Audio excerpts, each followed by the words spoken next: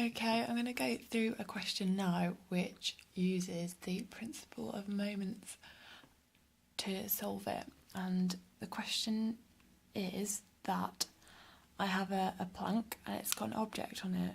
And due to the fact that there are two objects, the centre of mass isn't working directly central through the plank and is working 0.875 metres from B and, well, side B of the plank, and 2.125 metres from side A. So the question is, what is the force acting on spring A and also spring B? So to solve this, we need to use moments. So a moment can be defined as the force times the distance. And in this case, we can use the principle of moments to solve the question. And this is that anti-clockwise moments equals the clockwise moments. So to find the force on A first, we need to take the clockwise and anti-clockwise moments about B. So moments about B.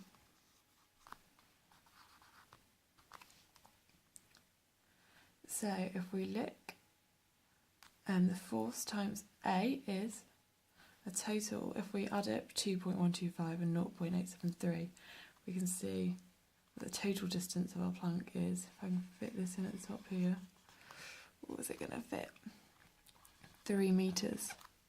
So A is 3 metres from B, so we'd have the force acting on A times 3, which is the distance, as a moment is force times distance, and this is going to equal our sort of opposite moment, which is our force acting down here, which of 8 newtons, and this is 0.875 metres from B. So that is our force times our distance. So we need to rearrange to find the force on spring A. So that would be 8 times 0.875 divided by 3.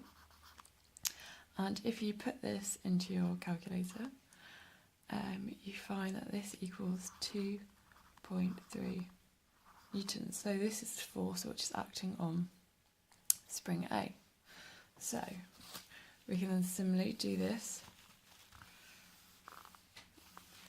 Take moments about A to find the force acting on spring B.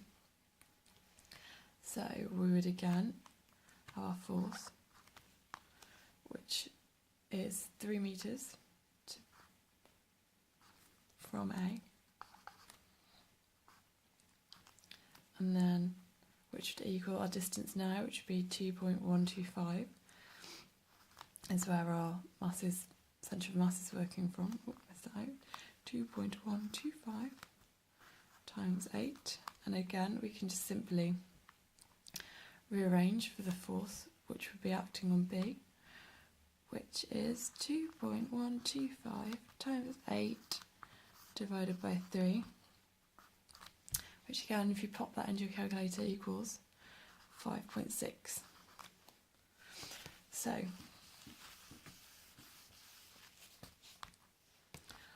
our force acting on A was 2.3 newtons, and our force acting on B was 5.6 newtons. And as a nice little check to show that I've calculated this question correctly, if you add those two numbers up, you will see that that equals 8 newtons, which was our total mass force acting down anyway.